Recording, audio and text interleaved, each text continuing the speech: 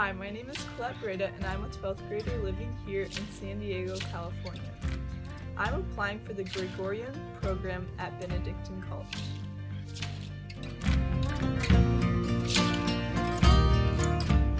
To be selfless, humble, and loving, I believe, are the three most important characteristics of a leader.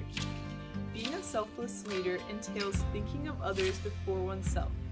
In being thoughtful of others, a leader must be thoughtful in their own motives, whether or not they are doing this for self-glorification or if they're truly leading to help others. Being a leader is a great honor, in which many will look up to. However, instead of taking this power and turning it into pride, one must be all the more humble. To be modest in one's accomplishments shows true consideration for those around you. One of the most important characteristics that a leader should strive for is to be loving.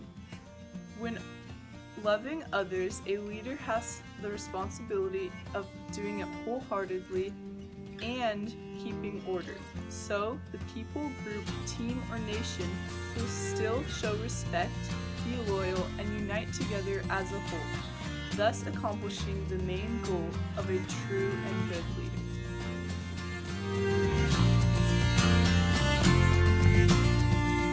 I have been a leader for the Fellowship of Christian Athletes, also known as FCA, for all 4 years of high school. And this past year, I have been able to step up as the president of the club. I lead over 200 students in prayer, leadership, worship, and games. In this, my job is to contact pastors, priests, youth leaders, and peers to speak on specific topics. As president, I strive to be an example each and every day, whether it be as the captain of my swim team or soccer team, or to be a friend to all those I meet. But the most impactful thing I have been able to do as president was to organize a missions trip to Mexico for 20 leaders and myself.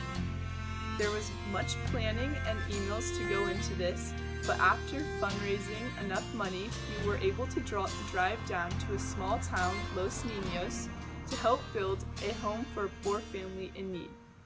It was not only beneficial to the family in need, but it was a very impactful day in which we were able to see true poverty and were taught the beautiful lesson of being thankful for the small blessings in our life.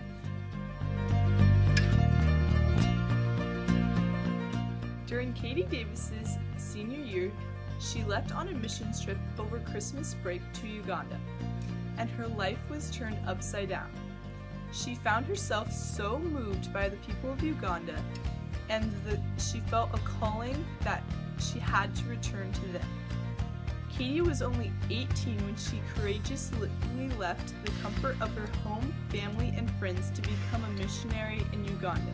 Katie not only wrote the true story about her life in Uganda in her book Kisses from Katie, but she began and leads a non-profit organization, Amazima.